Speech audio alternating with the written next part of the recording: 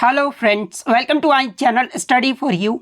सो guys, जैसा कि आज जो आपका एसएससी एमटीएस का 2 मई के सभी शिफ्ट का एग्ज़ाम हो गया है दोस्तों, जिसका जो है मैं आपको बिल्कुल 100% एक्यूरेट आंसर के साथ जो है इस वीडियो में बताऊंगा। तो देख ले जाएं कि किस प्रकार के जो है आज आपके 2 मई के सभी शिफ्ट का एग्ज़ाम में जो है प्रश्न पूछे गए हैं। उससे पहले एक बात और दोस्तों, कि जिन्होंने भी अगर चैनल को सब्सक्राइब नहीं किया है तो एसएससी एमटीएस एग्ज़ाम से रिलेटेड पल पल की अपडेट के लिए जो है चैनल को सब्सक्राइब ज़रूर कर दीजिएगा। और बगल में ही आपको एक बेल आइकन यानी घंटे का निशान भी दिख रहा होगा, तो आप उसे भी जो है ज़रूर प्रेस कर दीजिएगा। तो चलिए वीडियो को स्टार्ट करते हैं। तो सबसे पहले जो हम लोग फर्स्ट शिफ्ट के जो है प्रश्न को देखने वाले हैं, उसके बाद आपको सेकंड शिफ्ट के जो है टोटल प्रश्न देखने को मिल जाएगा, और लास्ट में जो आपको थर्ड शिफ्ट के जो है टोटल प्रश्न देखने को मिल जाएंगे।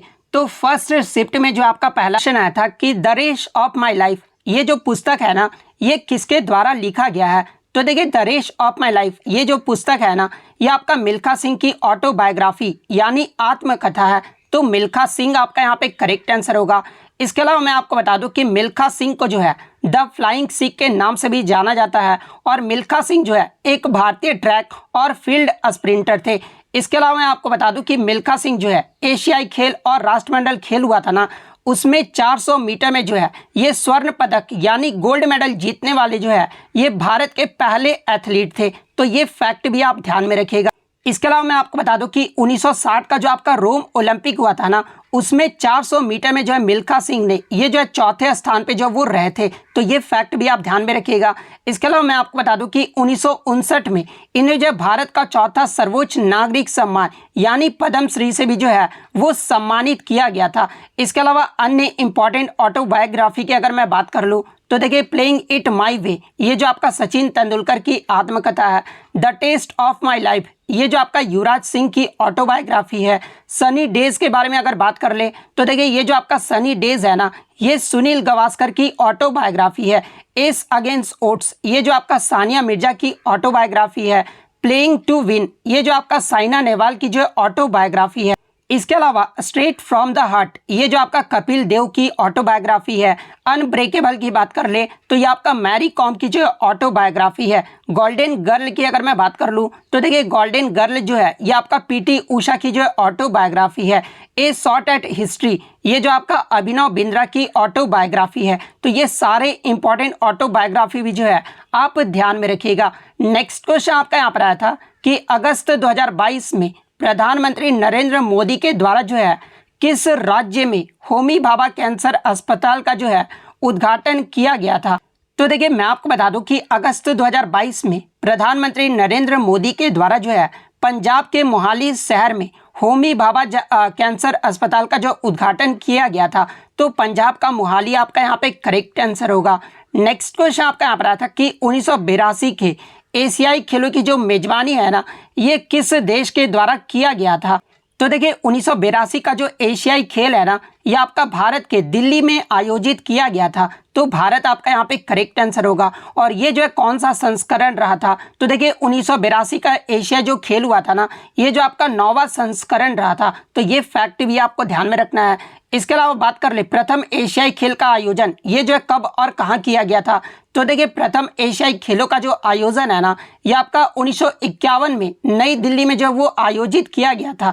और ये जो आपका मैं आपको बता दूं कि यहाँ से एक प्रश्न और पूछा जाता है कि अब तक जो है भारत में कितने बार एशियाई खेलों की जो है वो मेजबानी की गई है। तो देखिए, अब तक भारत में जो है 2 बार एशियाई खेलों की जो मेजबानी है वो की जा चुकी है। तो ये फैक्ट भी आप ध्यान में रखिएगा।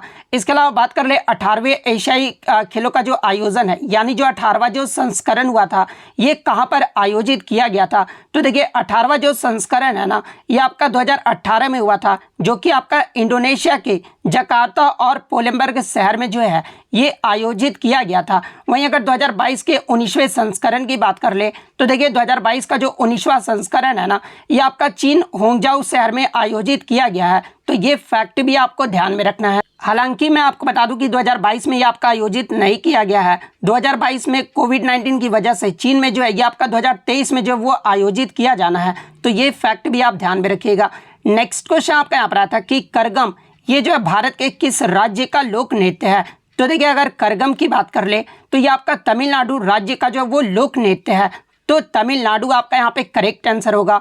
इसके अलावा मैं आपको बता दूं कि कर्ग अट्टम, कुम्मी, कोलाअट्टम, कावड़ी अट्टम, काई सिलबट्टम, यानी जो अंतिम में जिसमें भी आपके अट्टम आते हैं ना, ये सभी आपके तमिलनाडु राज्य के जो है वो लोक नृत्य है। तो ये फैक्ट भी आप ध्यान में रखिएगा। नेक्स्ट क्वेश्चन आपका यहाँ पर आता है कि मानव शरीर का सामान्य तापमान यानी नॉर्मल टेम्परेचर जो है ये कितना होता है। तो देखिए मानव शरीर का जो सामान्य तापमान है ना, ये आपका 37 डिग्री सेल्सियस होता है। तो 37 डिग्री सेल्सियस आपका यहाँ पे करेक्ट आंसर होगा। अगर फ़ारेनहाइट की बात कर ले तो देखिए मानव शरीर का जो सामान्य तापमान है ना, वो आपका फ़ारेनहाइट में 98.44 डिग्री फ़ारेनहाइट होता है। तो ये फैक्ट भी आप ध्यान में रखिएगा। नेक्स्ट क्वेश्चन आपका यहाँ पर आता है कि भारत में वर्तमान में जो है कितने जैवमंडल आरक्षित केंद्र यानी बायोस्फीयर रिजर्व हैं। तो देखिए भारत में वर्तमान में जो है आपके 18 बायोस्फीयर रिजर्व हैं। तो 18 आपका यहाँ पे करेक्ट आंसर होगा। इसके अलावा अगर आगे के शिफ्ट में अगर आपसे पूछा जाए कि भारत का सबसे बड़ा बायोस्फीयर रिजर्व कौन सा है, तो देखिए कच्छ का जो रण है ना, ये भारत का सबसे बड़ा बायोस्फीयर रिजर्व है। और भारत का सबसे छोटा बायोस्फीयर रिजर्व के बारे में अगर पूछा जाए तो ये आपका पन्ना बायोस्फीयर रिजर्व है। इसके अलावा बात कर ले भारत का प्रथम बायोस्फीयर रिजर्व अगर पूछा जाए तो देखिए भारत का जो पहला बायोस्फीयर रिजर्व है ना, ये आपका नीलगिरी बायोस्फीयर रिजर्व है, जिसे 1986 में जो है स्थापित किया गया था। तो ये फैक्ट भी आपको ध्यान में रखना है। नेक्स्ट क्वेश्चन आपका यहाँ पर आता कि कांग्रेस का प्रथम अधिवेशन, इसकी जो अध्यक्षता है ना, ये किसके द्वारा किया गया था। तो देखिए कांग्रेस का जो प्रथम अधिवेशन की जो अध्यक्षता है ना, ये आपका व्योमेश चंद्र बनर्जी के द्वारा किया गया था। तो व्योमेश चंद्र बनर्जी आपका यहाँ पे करेक्ट आंसर होगा। इसके अलावा बात कर ले कांग्रेस का प्रथम अधिवेशन कब और कहाँ पर हुआ था। तो देखिए कांग्रेस का जो प्रथम अधिवेशन है ना, ये आपका 28 दिसंबर 1885 को जो है बम्बई के गोकुलदास तेजपाल संस्कृत महाविद्यालय में जो है इसका आयोजन किया गया था। तो ये फैक्ट भी आपको ध्यान में रखना है। इसके अलावा बात कर ले कांग्रेस के संस्थापक कौन थे। तो देखिए इस अधिवेशन के जो संस्थापक थे ना, यानी महासचिव जो थे वो आपके A.O. ह्यूम थे। तो ये फैक्ट भी आपको ध्यान में रखना है, क्योंकि एग्जाम में पूछा जाता है कि कांग्रेस की जो स्थापना ये किसके द्वारा किया गया था। तो ये आपका A.O. ह्यूम के द्वारा किया गया था। इसके अलावा एग्जाम में एक प्रश्न और पूछा जाता है कि भारतीय राष्ट्रीय कांग्रेस की जो स्थापना है ना, उसमें जो है कितने प्रतिनिधियों की उपस्थिति के साथ जो वो किया गया था। तो इसमें जो आपका 72 प्रतिनिधियों के उपस्थिति के साथ जो है इसका जो स्थापना वो किया गया था। तो ये फैक्ट भी आपको ध्यान में रखना है। इसके अलावा एग्जाम में एक प्रश्न और पूछा जाता है कि कांग्रेस का जो प्रथम अधिवेशन हुआ था उस समय भारत के वायसराय कौन थे। तो देखिए उस समय जो भारत के वायसराय थे ना, ये आपके लॉर्ड डफरिन थे। तो ये फैक्ट भी आप ध्यान में रखिएगा।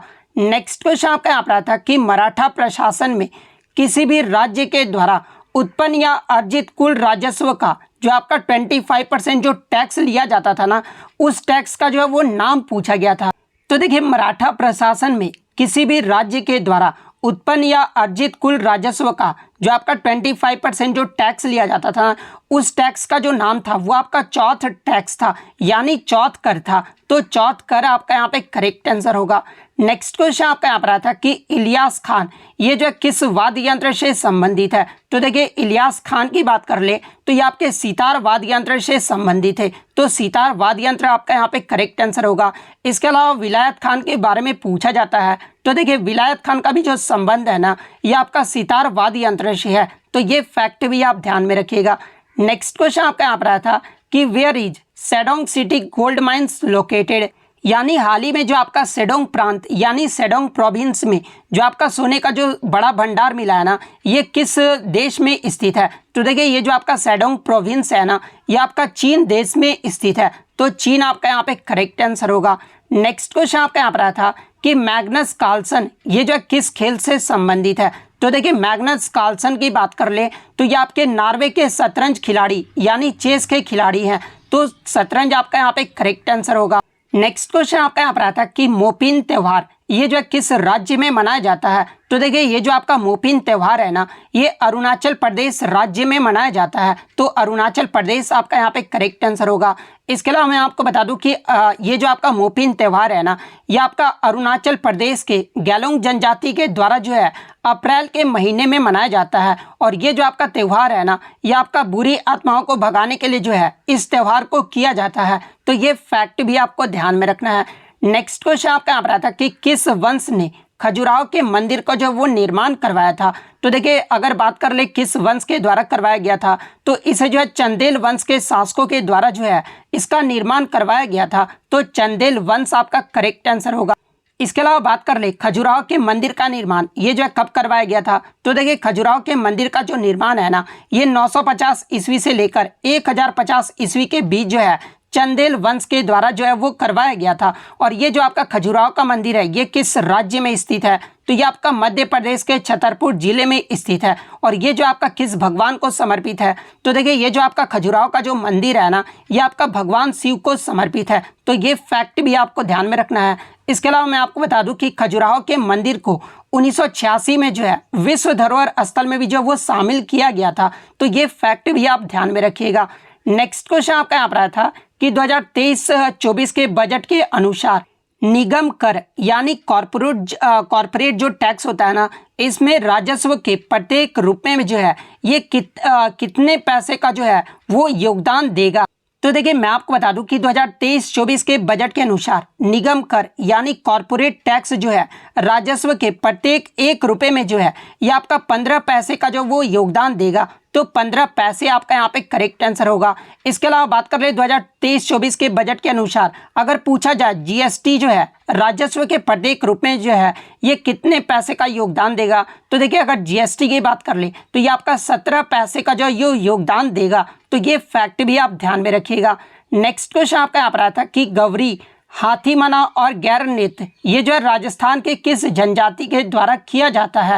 तो देखिए ये जो आपका गौरी हाथीमना और गैर नृत्य जो है ये राजस्थान के भील जनजाति के द्वारा किया जाता है। तो भील जनजाति आपका यहाँ पे करेक्ट आंसर होगा। इसके अलावा राजस्थान के लोक नृत्य की बात कर ले तो कालबेलिया, भवई, शंकरिया, पनियारी, इंडोनी, अग्नि नृत्य, तेरह ताली, गवरी, लुंगरिया, घूमर, घुड़ला ये सब जो आपके राजस्थान के लोक नृत्य है। तो ये फैक्ट भी आपको ध्यान में रखना है। नेक्स्ट क्वेश्चन आपका यहाँ पर आया था कि किस अपराध में पुलिस न्यायालय की अनुमति के बिना जो है किसी व्यक्ति को जो वो गिरफ्तार कर सकती है। तो देखिए ये जो आपका संज्ञेय अपराध यानी कॉग्निजेबल जो ऑफेंस होते हैं ना इसमें पुलिस न्यायालय के अनुमति के बिना ही जो है किसी व्यक्ति को गिरफ्तार जो वो कर सकता है। तो संज्ञेय अपराध आपका यहाँ पे करेक्ट आंसर होगा। और संज्ञेय अपराध में जो आपका क्या क्या आ जाता है तो आपके जो हत्या, बलात्कार, चोरी, अपहरण, चालसाजी ये सब जो आपके संज्ञेय अपराध में जो वो शामिल होते हैं। तो ये फैक्ट भी आप ध्यान में रखिएगा। नेक्स्ट क्वेश्चन आपका यहाँ पर आया था कि निर्माण के तरीके के आधार पर कौन सा चट्टान का जो है वो रूप नहीं होता है। तो जैसा कि आपको पता है कि चट्टान के जो आपके 3 रूप होते हैं और वो 3 रूप कौन कौन से होते हैं। तो आपका आग्नेय चट्टान, अवसादी चट्टान और रूपांतरित चट्टान ये जो आपके चट्टान के जो वो आपके 3 रूप होते हैं। अगर आग्नेय चट्टान की बात कर ले तो ये आपका मैग्मा और लावा के जमने से जो है आग्नेय चट्टान का जो वो निर्माण होता है। और आग्नेय चट्टान के अगर उदाहरण की बात कर ले तो ग्रेनाइट और बेसाल्ट ये सब जो आपके चट्टान है ना ये आपके आग्नेय चट्टान के उदाहरण है। सेकंड अगर अवसादी चट्टान की बात कर ले तो ये जो आपका द्वितीयक चट्टान भी जो है अवसादी चट्टान को कहा जाता है। और इसमें जो आपका बलुआ पत्थर, चूना पत्थर ये सब जो पत्थर है ना ये आपके अवसादी चट्टान के उदाहरण है। इसके अलावा अगर रूपांतरित चट्टान की बात कर ले तो फाइलाइट, सिस्ट, नीस, क्वार्ट्ज और मार्बल ये सब जो आपके रूपांतरित चट्टान के उदाहरण है। तो ये 3 तो ऑप्शन में दिया गया था। इसके अलावा जो चौथा ऑप्शन होगा ना वो आपका करेक्ट आंसर होगा। नेक्स्ट क्वेश्चन आपका यहाँ पर आता है कि संविधान में प्रस्तावना जो है ये किसकी गरिमा को बढ़ावा देती है। तो देखिए मैं आपको बता दूं कि संविधान की प्रस्तावना जो है ये व्यक्ति और राष्ट्र की एकता और अखंडता की गरिमा बनाए रखने के लिए जो है ये आपके लोगों के बीच भाईचारे यानी बंधुता को बढ़ावा देता है। तो बंधुता आपका यहाँ पे करेक्ट आंसर होगा। नेक्स्ट क्वेश्चन आपका यहाँ पर था कि केंद्रक ये जो किस कोशिका में पाया जाता है। तो देखिए अगर केंद्रक की बात कर ले तो ये आपका यूकैरियोटिक सेल में जो है आपका जो है वो पाया जाता है। तो यूकैरियोटिक आपका यहाँ पे करेक्ट आंसर होगा। नेक्स्ट क्वेश्चन आपका यहाँ पर आता है कि कवक ये जो है किस सतह पर जो वो उग सकता है। तो कवक की अगर मैं बात कर लूँ तो कवक जो है आमतौर पर आपके लकड़ी, ड्राई वॉल, इसके अलावा कपड़े, वॉलपेपर, चिलमन, छत, टाइटल और कालीन पर जो है ये आपके उगते यानी पाए जाते हैं। तो इनमें से आपका जो भी ऑप्शन में दिया गया होगा वो आपका करेक्ट आंसर होगा।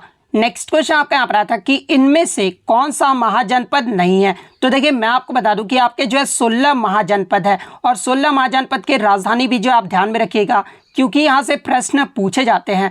पहले अगर महाजनपद की बात कर ले तो देखिए काशी की जो राजधानी है वो वाराणसी में है, कौशल की जो राजधानी है ये आपका श्रावस्ती में है, थर्ड आपका अंग की जो राजधानी है वो आपका चंपा में है, चेदी की जो राजधानी है ना वो आपका शक्तिमती में है, वत्स की राजधानी की बात कर ले तो इसकी जो राजधानी है वो आपका कौशाम्बी में है, कुरु की जो राजधानी है ना ये आपका इंद्रप्रस्थ में है, पांचाल की जो राजधानी है यानी उत्तरी पांचाल का जो राजधानी है वो आपका अहित क्षेत्र में है, और दक्षिणी पांचाल की जो राजधानी है ये आपका काम्पिल्ली में है। मत्स्य की अगर बात कर ले तो इसकी जो राजधानी है ये आपका विराट नगर में है। सूरसेन की राजधानी अगर पूछा जाए तो इसकी जो राजधानी है वो आपका मथुरा में है। अवंती की राजधानी की बात कर ले तो उज्जैन में जो है अवंती की राजधानी है। अस्मक की राजधानी अगर पूछा जाए तो देखिए अस्मक की जो राजधानी है ना ये आपका पैठान यानी प्रतिष्ठान में है। गांधार की राजधानी की बात कर ले तो ये आपका तक्षशिला में है। कंबोज की जो राजधानी है ये आपका हाटक यानी राजपुर में है। वज्जी की जो राजधानी है ये आपका वैशाली में है। मल्ल की जो राजधानी है ये आपका कुशीनगर में है, और मगध की जो राजधानी है ना ये आपका गिरिव्रज यानी राजगिरी में है। तो ये आपके 16 महाजनपद की जो है राजधानी है। तो इनमें से आपका 3 महाजनपद दिया गया होगा। इसके अलावा जो चौथा महाजनपद दिया था ना वो आपका करेक्ट आंसर हो कि वाकर कप ये जो है किस खेल से संबंधित है। तो देखिए ये जो आपका वाकर कप है ना ये आपका गोल्फ से संबंधित एक ट्रॉफी है, तो गोल्फ आपका यहाँ पे करेक्ट आंसर होगा। इसके अलावा अन्य कप की बात कर ले तो Ryder Cup, Masters Tournament, the US Open, ये सभी जो कप है ना ये आपके गोल्फ से संबंधित कप है। तो ये फैक्ट भी आप ध्यान में रखिएगा। इसके अलावा एग्जाम में एक प्रश्न और पूछा जाता है कि गोल्फ खेल को ओलंपिक में जो है ये कब शामिल किया गया था। तो देखिए गोल्फ खेल को जो है ये आपका 1900 ईस्वी में ओलंपिक में शामिल किया गया था। तो ये फैक्ट भी आपको ध्यान में रखना है। नेक्स्ट क्वेश्चन आपका यहाँ पर आया था कि भरतनाट्यम ये जो है किस राज्य का प्रसिद्ध नृत्य है। तो देखिए ये जो आपका भरतनाट्यम है ना ये तमिलनाडु राज्य का जो है एक शास्त्रीय नृत्य है। तो तमिलनाडु आपका यहाँ पे करेक्ट आंसर होगा। इसके अलावा मैं आपको बता दूं कि संगीत नाटक अकादमी यानी भारत की राष्ट्रीय अकादमी के अनुसार भारत में आपके जो शास्त्रीय नृत्य को जो मान्यता दिया गया है ना वो आपके 8 शास्त्रीय नृत्यों को जो वो मान्यता दिया गया है। इसके अलावा मैं आपको बता दूं कि संस्कृति मंत्रालय के द्वारा ये जो आपका छऊ नृत्य है ना इसे भी जो है आपका शास्त्रीय नृत्य का जो वो दर्जा दिया गया है। तो अगर एग्जाम में पूछा जाए कि संस्कृति मंत्रालय के द्वारा कितने शास्त्रीय नृत्यों को जो है दर्जा दिया गया है, तो देखिए संस्कृति मंत्रालय के द्वारा टोटल आपके 9 शास्त्रीय नृत्यों को जो है वो दर्जा दिया गया है। और अगर एग्जाम में पूछा जाए कि संगीत नाटक अकादमी के अनुसार कितने शास्त्रीय नृत्यों को जो मान्यता दिया गया है, तो देखिए संगीत नाटक अकादमी के अनुसार टोटल आपके 8 शास्त्रीय नृत्यों को जो है वो दर्जा दिया गया है। और वो 8 शास्त्रीय नृत्य कौन कौन से हैं, तो पहला आपका भरतनाट्यम है जो कि आपका तमिलनाडु राज्य का है। सेकंड आपका कथक है जो कि आपका उत्तर पश्चिम और मध्य भारत यानी उत्तर प्रदेश राज्य का जो है एक शास्त्रीय नृत्य है। कथकली जो है ये आपका केरल का है। कुचिपुड़ी जो है ये आपका आंध्र प्रदेश राज्य का शास्त्रीय नृत्य है। ओडिसी जो है ये आपका उड़ीसा का है। मणिपुरी की बात कर ले तो ये आपका मणिपुर का है। मोहिनीअट्टम जो है ये आपका केरल राज्य का एक शास्त्रीय नृत्य है। और ये जो आपका सत्रिया नृत्य है ये असम राज्य का एक शास्त्रीय नृत्य है। तो ये सारे फैक्ट जो आपको ध्यान में रखना है। नेक्स्ट क्वेश्चन आपका यहाँ पर आता है कि इनमें से कौन सी पुस्तक जो है डॉक्टर एपीजे अब्दुल कलाम की आत्मकथा यानी ऑटोबायोग्राफी है। तो देखिए ये जो आपका विंग्स ऑफ फायर जो पुस्तक है ना जिसे 1999 में जो है प्रकाशित किया गया था, और ये जो आपका विंग्स ऑफ फायर पुस्तक है ये आपका डॉक्टर एपीजे अब्दुल कलाम की जो है ऑटोबायोग्राफी है। तो विंग्स ऑफ फायर आपका यहाँ पे करेक्ट आंसर होगा। इसके अलावा बात कर ले डॉक्टर एपीजे अब्दुल कलाम के बारे में, तो इन्हें जो है भारत का मिसाइल मैन भी जो है वो आपका कहा जाता है। और ये जो आपके डॉक्टर एपीजे अब्दुल कलाम थे ये गणतंत्र भारत के 11वें राष्ट्रपति बने थे। और ये कब बने थे, तो ये आपके 2002 में जो है भारत के जो वो राष्ट्रपति बने थे। इसके अलावा अगर इनके पुरस्कार की बात कर ले तो इन्हें जो है 1981 में पद्म भूषण और 1990 में जो है पद्म विभूषण से जो वो सम्मानित किया गया था। और 1997 में देश के सर्वोच्च पुरस्कार भारत रत्न से भी जो वो सम्मानित किया गया था। तो ये फैक्ट भी आपको ध्यान में रखना है। इसके अलावा डॉक्टर एपीजे अब्दुल कलाम के अन्य पुस्तकों की अगर मैं बात कर लूँ तो India 2020 a vision for the new millennium, ये जो पुस्तक है ये आपका डॉक्टर एपीजे अब्दुल कलाम के द्वारा लिखा गया है। इग्नाइटेड माइंड्स, ये भी पुस्तक एपीजे अब्दुल कलाम के द्वारा लिखा गया है। ल्यूमिनस स्पार्क, ये भी पुस्तक जो है ये एपीजे अब्दुल कलाम के द्वारा लिखा गया है। तो ये फैक्ट भी आपको ध्यान में रखना है।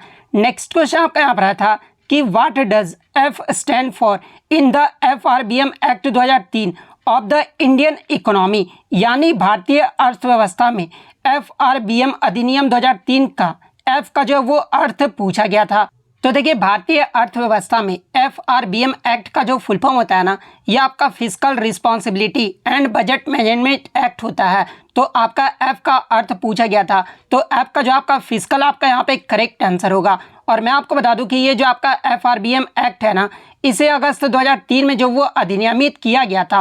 और इस अधिनियम का जो उद्देश्य है ना, वो आपका भारत में वित्तीय प्रबंधन प्रणालियों में जो है वो आपका पारदर्शिता लाना है। तो ये फैक्ट भी आपको ध्यान में रखना है। नेक्स्ट क्वेश्चन आपका यहाँ पर था कि 2011 की जनगणना के अनुसार भारत के निम्नलिखित में से किस राज्य में लिंगानुपात यानी सेक्स रेशियो जो है ये सबसे अधिक रहा था। तो देखिए सबसे पहले हम लोग बात कर ले सेक्स रेशियो यानी लिंगानुपात के बारे में कि लिंगानुपात होता क्या है। तो देखिए 1000 पुरुषों पर जितनी भी महिलाएं होती है ना, उसे ही जो है सेक्स रेशियो कहा जाता है। और 2011 की जनगणना के अनुसार सबसे ज़्यादा जो आपका लिंगानुपात है ना, ये केरल राज्य का रहा था। केरल राज्य का जो लिंगानुपात है ना, वो आपका 1000 पुरुषों पर 1084 महिलाएं थी। तो केरल आपका यहाँ पे करेक्ट आंसर होगा। इसके अलावा एग्जाम में और प्रश्न बनता है यहाँ से कि सबसे कम लिंगानुपात वाला राज्य कौन सा रहा था। तो देखिए 2011 की जो जनगणना हुई थी उसमें सबसे कम जो लिंगानुपात वाला राज्य रहा था वो आपका हरियाणा राज्य रहा था। हरियाणा राज्य का जो लिंगानुपात है ना, वो आपका 1000 पुरुषों पर 877 महिलाएं थी। तो ये फैक्ट भी आपको ध्यान में रखना है। अगर केंद्र शासित प्रदेश के बारे में पूछा जाए तो देखिए सबसे अधिक लिंगानुपात वाला जो केंद्र शासित प्रदेश रहा था ना, ये आपका पुडुचेरी रहा था। पुडुचेरी का जो लिंगानुपात है वो आपका 1000 पुरुषों पर 1038 महिलाएं थी। तो ये फैक्ट भी आपको ध्यान में रखना है। अगर ओवरऑल बात कर ले यानी राज्य और आपका केंद्र शासित प्रदेश में सबसे कम लिंगानुपात वाला केंद्र कौन रहा था, तो ये आपका दमन और दीव रहा था। दमन और दीव का जो लिंगानुपात है ना, वो आपका 1000 पुरुषों पर 618 महिलाएं थी। तो ये फैक्ट भी आप ध्यान में रखिएगा। इसके अलावा बात कर ले अगर भारत की जनगणना के बारे में यानी भारत के लिंगानुपात के बारे में, तो देखिए 2011 की जनगणना में भारत का जो लिंगानुपात है ना, वो आपका 943 रहा था। तो ये फैक्ट भी आप ध्यान में रखिएगा। इसके अलावा भारत का जो पहला जनगणना हुआ था ना, ये आपका 1872 में लॉर्ड मेयो के कार्यकाल में जो है ये आयोजित किया गया था। वहीं अगर पहली आधिकारिक जनगणना के बारे में पूछा जाए तो देखिए पहला जो आधिकारिक जनगणना है ना, ये आपका 1881 में लॉर्ड रिपन के द्वारा जो है ये आपका शुरू किया गया था। और जो आपका 2011 की जो जनगणना हुआ था ना, ये आपका जो है भारत का 15वां जनगणना था। तो ये फैक्ट भी आपको ध्यान में रखना है। और 2011 की जनगणना का नारा क्या रहा था, तो देखिए 2011 की जनगणना का जो नारा रहा था ना, वो हमारी जनगणना हमारा भविष्य रहा था। तो ये फैक्ट भी आप ध्यान में रखिएगा। इसके अलावा एग्जाम में पूछा जाता है कि 2011 की जनगणना में जनगणना आयुक्त कौन थे, तो ये आपके CM चंद्रमौली थे। नेक्स्ट क्वेश्चन आपका यहाँ पर आया था कि 1998 में कुचिपुड़ी नृत्य के लिए जो है पद्म भूषण से किसे सम्मानित किया गया था। तो देखिए ये जो आपका वेम्पति चिन्ना सत्यम थी ना, ये आपका कुचिपुड़ी नृत्य से संबंधित है। और ये जो आपके 1998 में इन्हें जो कुचिपुड़ी नृत्य के लिए जो है पद्म भूषण पुरस्कार से सम्मानित किया गया था। तो वेम्पति चिन्ना सत्यम आपका यहाँ पे करेक्ट आंसर होगा। नेक्स्ट क्वेश्चन आपका यहाँ पर आता है कि भारत का क्षेत्रफल विश्व के क्षेत्रफल का जो है ये कितना प्रतिशत है। तो देखिए भारत का जो क्षेत्रफल है ना, ये विश्व के क्षेत्रफल का 2.4% है। तो 2.4% आपका यहाँ पे करेक्ट आंसर होगा। इसके अलावा मैं आपको बता दूं कि क्षेत्रफल की दृष्टि से विश्व में भारत जो है ये आपका 7वां सबसे बड़ा देश है। अगर सबसे बड़ा देश अगर पूछा जाए कौन है, तो ये आपका रूस है, सेकंड पे आपका कनाडा है, थर्ड पे आपका अमेरिका है, फोर्थ पे आपका चीन है, फिफ्थ पे आपका ब्राज़ील और सिक्स पे आपका ऑस्ट्रेलिया और 7वां जो है सबसे बड़ा जो देश है वो हमारा भारत देश है। तो ये फैक्ट भी आपको ध्यान में रखना है। इसके अलावा मैं आपको बता दूं कि आबादी के अनुसार भारत जो है चीन को हाल ही में छोड़कर जो है ये पहले स्थान पे आ गया है। तो आबादी में अगर पूछा जाए तो पहला स्थान आपका यहाँ पे करेक्ट आंसर होगा। नेक्स्ट क्वेश्चन आपका यहाँ पर आता है कि 2011 की जनगणना के अनुसार दिल्ली का जो लिटरेसी रेट यानी साक्षरता दर पूछा गया था। तो देखिए 2011 की जनगणना में दिल्ली का जो लिटरेसी रेट रहा था ना, वो आपका 86.21% रहा था। तो 86.21% आपका यहाँ पे करेक्ट आंसर होगा। और अगर बात कर ले पुरुष साक्षरता दर कितना रहा था दिल्ली का, तो ये आपका 90.94% रहा था। और महिला साक्षरता दर जो है वो आपका 80.76% रहा था। इसके अलावा बात कर ले भारत का साक्षरता दर कितना रहा था, तो देखिए 2011 की जनगणना में भारत का जो साक्षरता दर है ना, ये आपका 74.04% रहा था। जहां पर पुरुषों के साक्षरता दर की बात कर ले तो ये आपका 82.14% रहा था। और महिला का जो साक्षरता दर है वो आपका 65.46% रहा था। तो ये फैक्ट भी आपको ध्यान में रखना है। इसके अलावा बात कर ले सबसे अधिक साक्षरता दर वाला राज्य अगर पूछा जाए, तो देखिए सबसे अधिक जो साक्षरता दर वाला राज्य रहा था यह आपका केरल राज्य रहा था। और सबसे कम साक्षरता दर वाला जो राज्य है यह आपका बिहार राज्य रहा था। तो ये फैक्ट भी आप ध्यान में रखिएगा। नेक्स्ट क्वेश्चन आपका यहाँ पर आता है कि भारतीय संविधान का अनुच्छेद 17 ये जो है किससे संबंधित है, तो देखिए अस्पृश्यता का उन्मूलन यानी एवोल्यूशन ऑफ अनटचेबिलिटी यानी अस्पृश्यता का अंत, ये जो आपका अनुच्छेद 17 से संबंधित है। तो अस्पृश्यता का उन्मूलन आपका करेक्ट आंसर होगा। इसके अलावा मैं आपको बता दूं कि भारतीय संविधान में समानता का जो अधिकार है ना, यह आपका अनुच्छेद 14 से 18 तक है। और अनुच्छेद 14 में आपका क्या है, तो देखिए कानून के समझ समानता, ये जो आपका अनुच्छेद 14 में बताया गया है। धर्म, मूल वंश, जाति, लिंग या जन्म स्थान के आधार पर भेदभाव का जो निषेध है ना, यह आपका अनुच्छेद 15 में किया गया है। नागरिक रोजगार के मामलों में अवसर की समानता प्रदान करना, ये जो आपका अनुच्छेद 16 में किया गया है। इसके अलावा उपाधियों का उन्मूलन, ये जो आपका अनुच्छेद 18 में किया गया है। तो ये सारे फैक्ट जो आपको ध्यान में रखना है। इसके अलावा अन्य इंपॉर्टेंट अनुच्छेद की बात कर ले तो देखिए अपराधों के लिए दोष सिद्धि के संबंध में संरक्षण, ये जो आपका अनुच्छेद 20 में किया गया है। जीवन और व्यक्तिगत स्वतंत्रता की सुरक्षा, ये जो आपका अनुच्छेद 21 में किया गया है।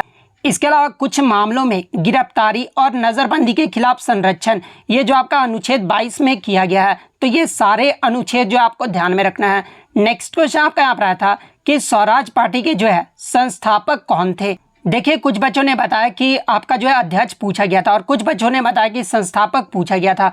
तो देखिए मैं आपको बता दूं कि वर्ष 1922 में असहयोग आंदोलन की समाप्ति पर कांग्रेस में जो एक नए दल का जो है वो उदय हुआ था। और उस दल का जो नाम रखा गया था वो आपका स्वराज पार्टी का जो नाम है वो दिया गया था।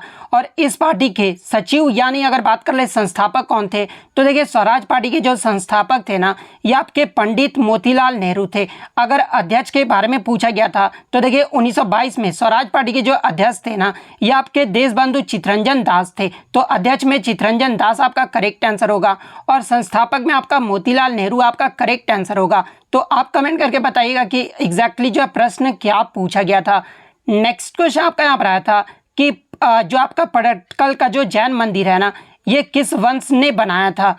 तो देखिए ये जो आपका पटडकल का जो जैन मंदिर है ये आपका कर्नाटक राज्य में स्थित है और इसे जो है चालुक्य वंश के द्वारा बनवाया गया था। तो चालुक्य वंश आपका करेक्ट आंसर होगा। और ये जो आपका पटडकल का जो जैन मंदिर है ना, ये आपका मालप्रभा नदी के किनारे जो है वो आपका बना हुआ है। और ये जो आपका मालप्रभा नदी है ये कृष्णा नदी की जो है वो सहायक नदी है। तो ये फैक्ट भी आपको ध्यान में रखना है। नेक्स्ट क्वेश्चन आपका यहाँ पर आता कि भारतीय राष्ट्रीय कांग्रेस की प्रथम महिला अध्यक्ष कौन थी। तो देखिए भारतीय राष्ट्रीय कांग्रेस की जो प्रथम महिला अध्यक्ष थी ना, ये आपकी एनी बेसेंट थी। तो एनी बेसेंट आपका यहाँ पे करेक्ट आंसर होगा। 1917 में कलकत्ता में जो आपका भारतीय राष्ट्रीय कांग्रेस का जो अधिवेशन हुआ था उसमें जो है ये पहली महिला अध्यक्ष जो वो बनी थी। तो एनी बेसेंट आपका करेक्ट आंसर होगा। तो ये तो हो गया आपका प्रथम महिला अध्यक्ष के बारे में। अगर एग्जाम में पूछा जाए कि भारतीय राष्ट्रीय कांग्रेस की पहली भारतीय महिला अध्यक्ष कौन थी, तो देखिए अगर पहली भारतीय महिला अध्यक्ष के बारे में पूछा जाए तो ये आपके सरोजनी नायडू थी। तो ये फैक्ट भी आप ध्यान में रखिएगा।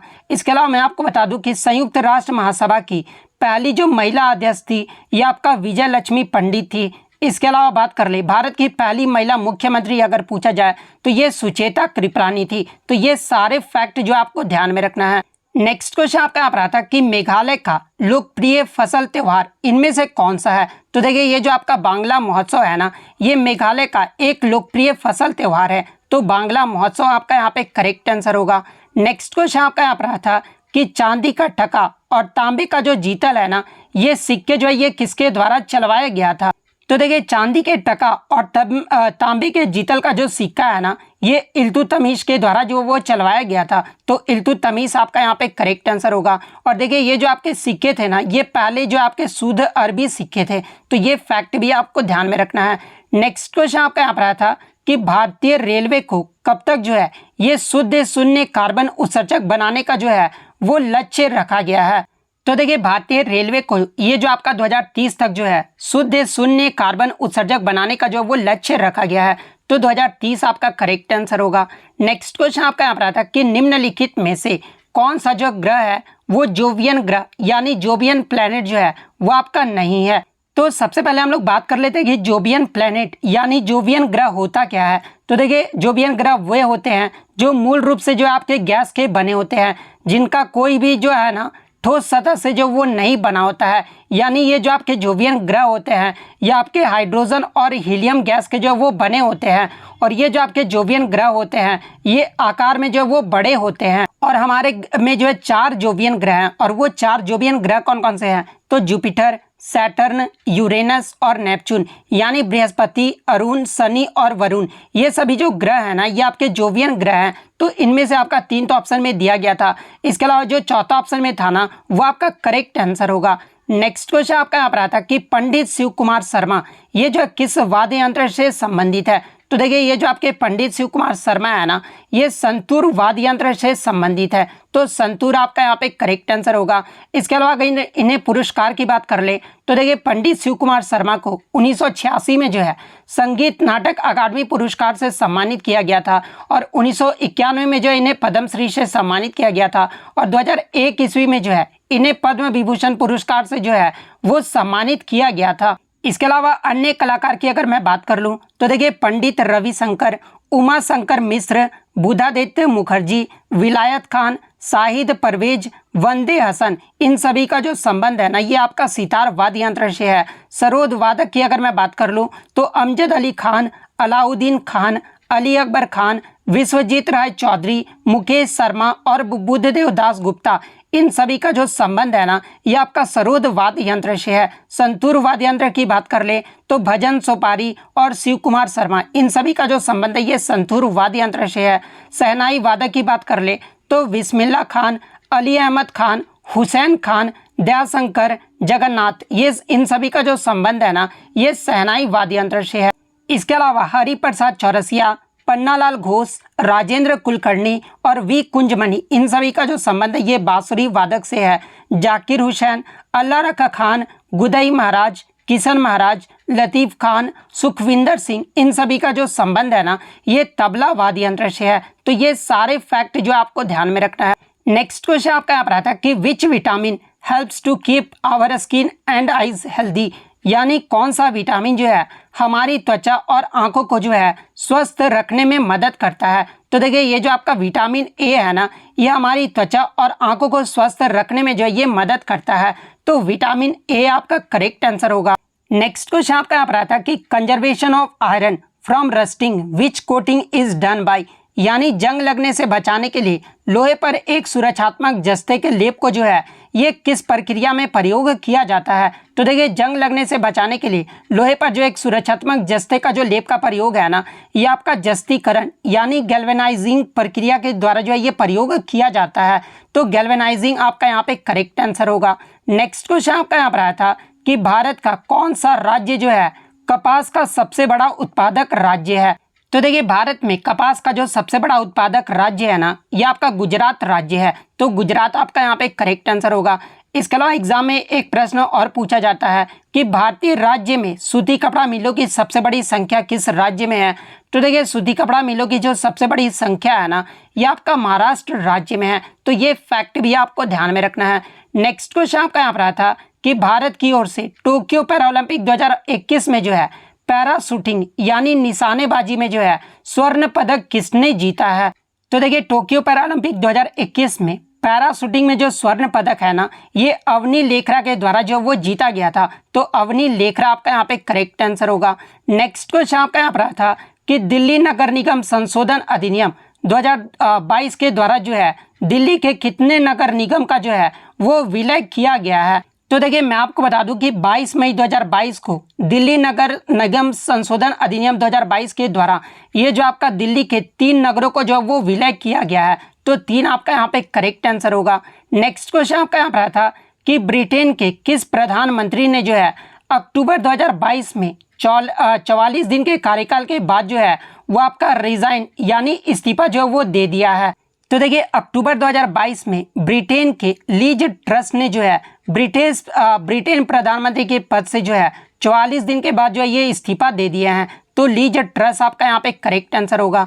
नेक्स्ट क्वेश्चन आपका यहाँ पर था किस what is added to soap to reduce is moisture content, यानी साबुन में आर्द्रता कम करने के लिए जो है क्या मिलाया जाता है। तो देखिए साबुन में आर्द्रता कम करने के लिए जो है ग्लिसरॉल मिलाया जाता है। तो ग्लिसरॉल आपका यहाँ पे करेक्ट आंसर होगा। नेक्स्ट क्वेश्चन आपका यहाँ पर आता कि मानव कौन से युग में उत्पन्न हुआ था, यानी मानव का जो शारीरिक विकास है ना ये किस काल में शुरू हुआ था। तो देखिए मानव का जो शारीरिक विकास है ये आपका पूरा पाषाण युग में जो वो शुरू हुआ था। तो पूरा पाषाण युग आपका यहाँ पे करेक्ट आंसर होगा। तो थर्ड शिफ्ट में जो आपका पहला क्वेश्चन आया था कि हॉर्नबिल ये जो किस राज्य का त्यौहार है। तो देखिए ये जो आपका हॉर्नबिल फेस्टिवल है ना ये नागालैंड राज्य का त्यौहार है। तो नागालैंड आपका यहाँ पे करेक्ट आंसर होगा। इसके अलावा मैं आपको बता दूं कि ये जो आपका हॉर्नबिल फेस्टिवल है ना इसे त्योहारों का त्यौहार भी जो वो कहा जाता है। और ये जो आपका हॉर्नबिल फेस्टिवल है ये आपका 1 से 10 दिसंबर के बीच नागालैंड राज्य में जो है ये 10 दिनों तक जो है इस त्यौहार को मनाया जाता है। तो ये फैक्ट भी आपको ध्यान में रखना है। और देखिए इसी से मिलता जुलता एक और आपका नाम है जो कि पक्के पागा हॉर्नबिल फेस्टिवल है। तो देखिए ये जो आपका पक्के पागा हॉर्नबिल फेस्टिवल है ना ये अरुणाचल प्रदेश राज्य का जो है एक राज्य उत्सव है। तो ये फैक्ट भी आपको ध्यान में रखना है। नेक्स्ट क्वेश्चन आपका यहाँ पर आया था कि अर्थशास्त्र पुस्तक के लेखक कौन है। तो देखिए अर्थशास्त्र पुस्तक के जो लेखक है ना ये चाणक्य हैं, जिनका अन्य नाम जो है वो कौटिल्य है। तो चाणक्य आपका यहाँ पे करेक्ट आंसर होगा। इसके अलावा बात कर ले अन्य पुस्तक के बारे में जहाँ से आपके टीसीएस के द्वारा हर एग्जाम में जो प्रश्न पूछा जाता है, जैसे कि अष्टाध्यायी पुस्तक के लेखक कौन है। तो ये आपके पाणिनि है। मुद्रा राक्षस पुस्तक के जो लेखक हैं ये आपके विशाख दत्त हैं। गीत गोविंद पुस्तक के जो लेखक हैं ये आपके जयदेव हैं। रामायण के जो लेखक हैं ये आपके वाल्मीकि है। महाभारत के जो लेखक हैं ये आपके वेद व्यास हैं। विक्रमांक चरित के लेखक की बात कर ले तो इसके जो लेखक है वो आपके बिलन हैं। पृथ्वीराज रासो पुस्तक के जो लेखक हैं ये आपके चंद बरदाई हैं।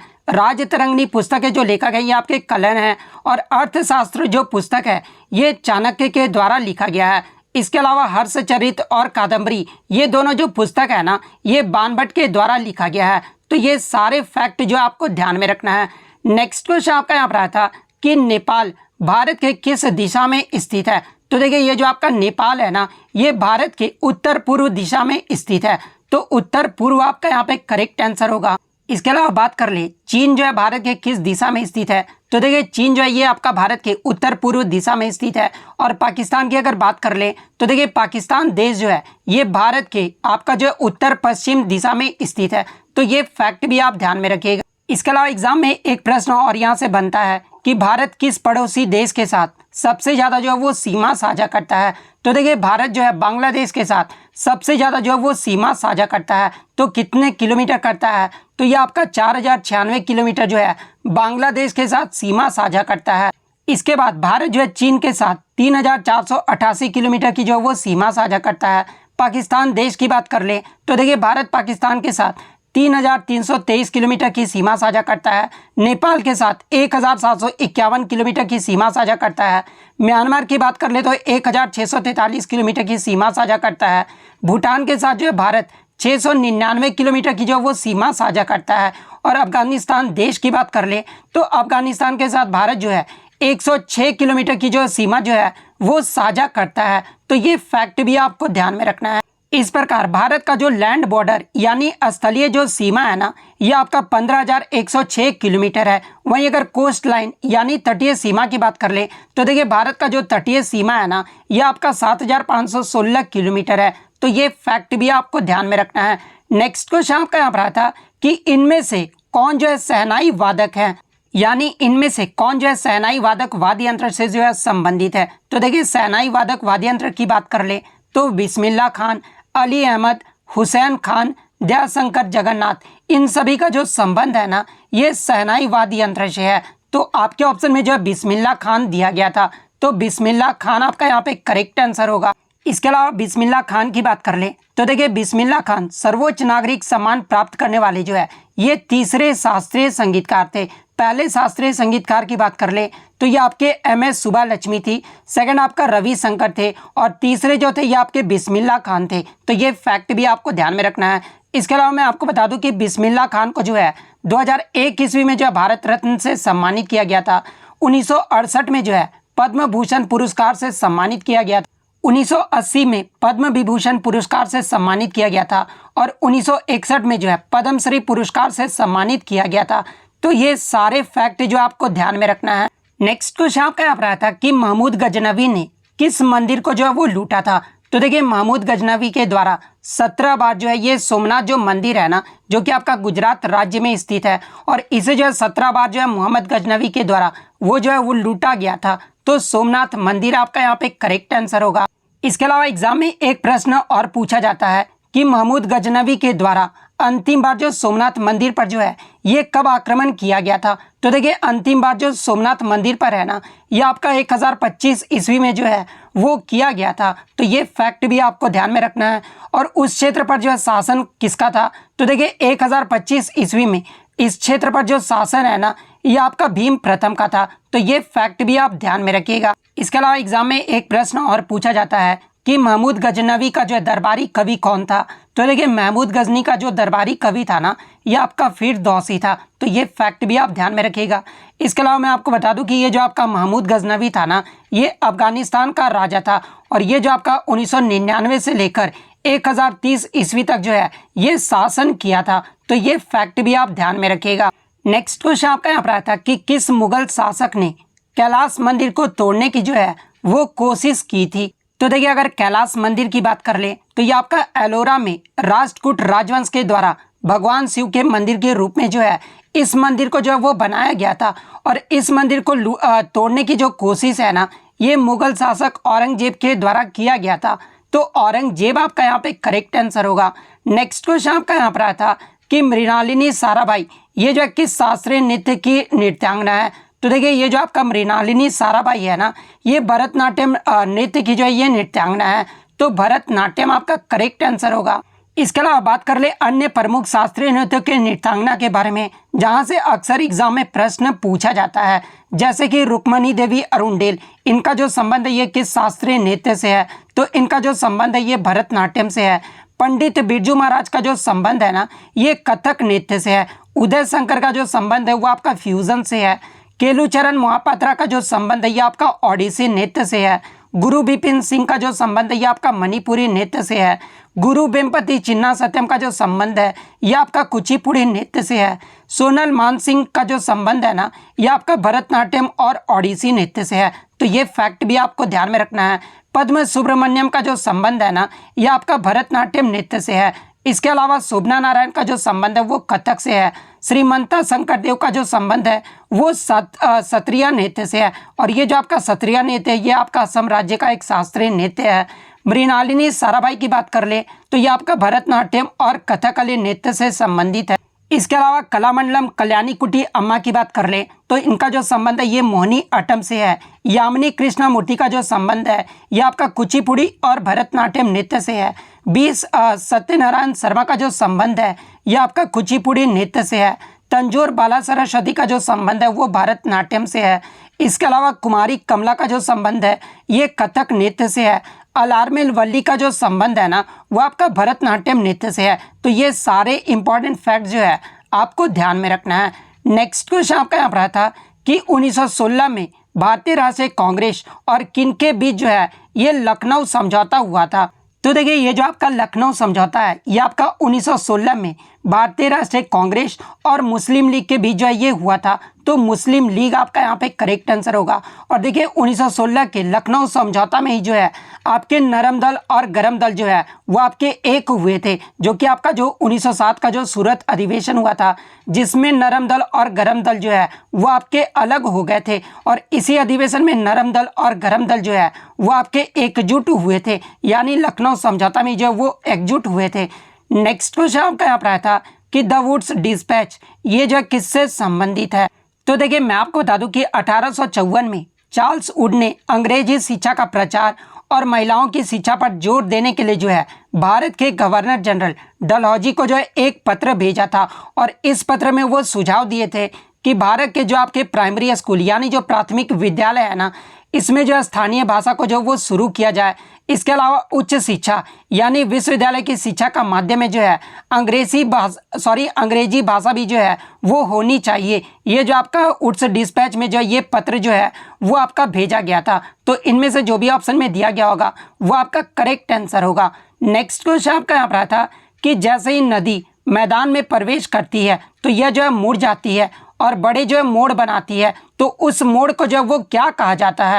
तो जैसा कि आप देखे होंगे कि जब नदी मैदान में जब प्रवेश करती है ना, तो वो आपका इस प्रकार से जो वो मुड़ जाता है और इस प्रकार से जो वो मोड़ बनाता है, तो इसी मोड़ को जो है ये आपका मिएंडर कहा जाता है। तो मिएंडर आपका यहाँ पे करेक्ट आंसर होगा।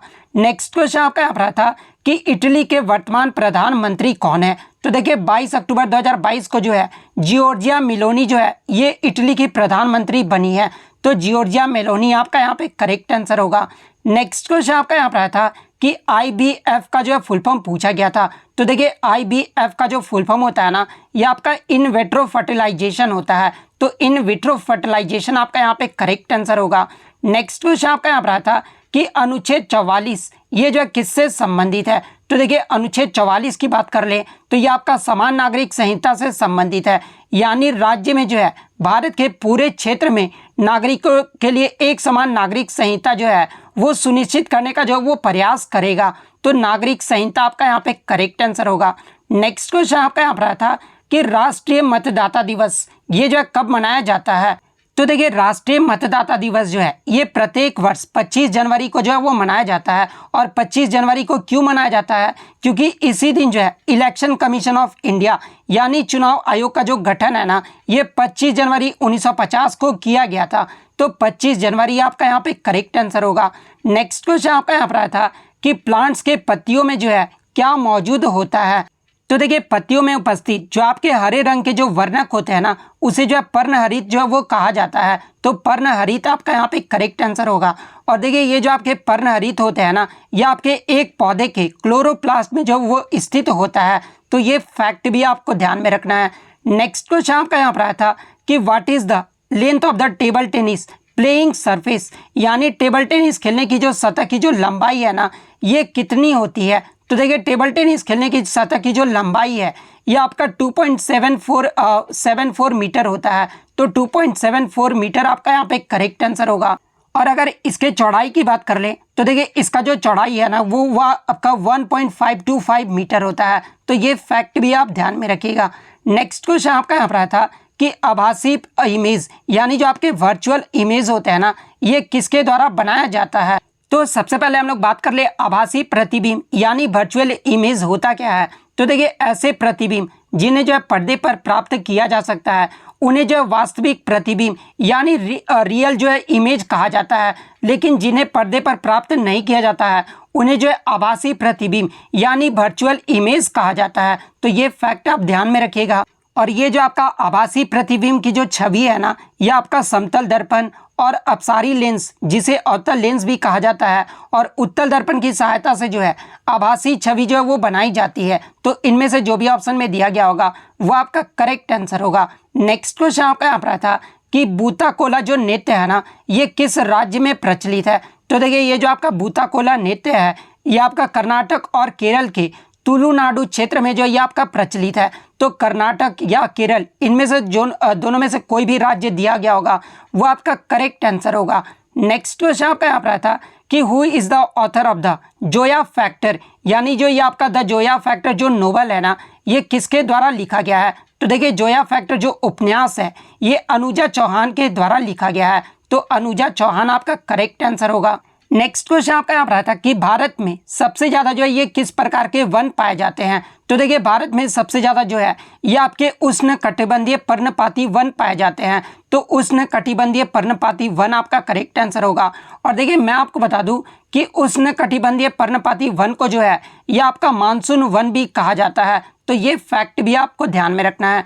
नेक्स्ट क्वेश्चन आपका यहाँ पर था कि जून 2022 में आरबीआई ने जो है भारत को विश्व स्तर पर भुगतान के पावर हाउस के रूप में जो है स्थापित करने के लिए कौन सा विजन जो है वो शुरू किया था। तो देखिए मैं आपको बता दूं कि जून 2022 में आरबीआई के द्वारा जो है भारत को विश्व स्तर पर भुगतान के पावर हाउस के रूप में स्थापित करने के लिए जो है पेमेंट्स विजन 2025 डॉक्यूमेंट्स यानी पेमेंट्स विजन 2025 दस्तावेज जो है वो शुरू किया गया था। तो ये आपका यहाँ पे करेक्ट आंसर होगा। नेक्स्ट क्वेश्चन आपका यहाँ पर था कि कौन सा जो है मोटा अनाज यानी माइलेट्स नहीं है। तो देखिए अगर मोटा अनाज यानी मिलेट्स की बात कर ले तो ज्वार, बाजरा, रागी, सावा, कंगनी, चीना, कोदो, कुटकी और कुट्टू ये सभी जो आपके मिलेट्स यानी आपके मोटा अनाज है। तो इनमें से आपका 3 तो ऑप्शन में दिया गया होगा। इसके अलावा जो चौथा ऑप्शन था ना वो आपका करेक्ट आंसर होगा। नेक्स्ट क्वेश्चन आपका यहाँ पर था कि मेढक की जो टर्टर की जो आवाज़ है ना उसे क्या कहा जाता है। तो देखिए मेढक के टर्टर की जो आवाज़ है इसे जो क्रॉक कहा जाता है। तो क्रॉक आपका यहाँ पे करेक्ट आंसर होगा। नेक्स्ट क्वेश्चन आपका यहाँ पर था कि शारीरिक शिक्षा में रोमन रिंग जो है ये क्या होता है। तो देखिए मैं आपको बता दूं कि बीच हवा में जिम्नास्टिक करतब दिखाने के लिए जो है एक कलाबाज या फिर जिम्नास्ट द्वारा उपयोग किए जाने वाले बड़े पैटर्न रिंग को ही जो है यह आपका रोमन रिंग कहा जाता है। तो आपके ऑप्शन में जो है जिम्नास्टिक दिया गया था तो जिम्नास्ट आपका यहाँ पे करेक्ट आंसर होगा। तो इतने क्वेश्चन जो है आज मुझे बच्चों के द्वारा मिले हैं जो कि 100% रियल और ऑथेंटिक है। तो अगर वीडियो अच्छी लगी हो तो वीडियो को जो है लाइक ज़रूर कर दीजिएगा और इसी तरह रियल एनालिसिस पाने के लिए जो है चैनल को सब्सक्राइब ज़रूर कर दीजिएगा। तो मिलते हैं नेक्स्ट वीडियो में, तब तक thank you, all the best.